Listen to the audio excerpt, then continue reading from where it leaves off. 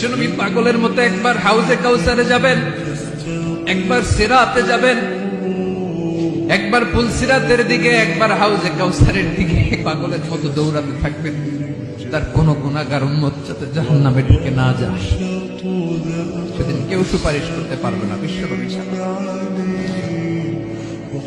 এজন্য 5 নম্বর আল্লাহ বললেন, মান যাল্লাযী ইয়াশফাউ ইনদাহু ইল্লা বিইযনিহি।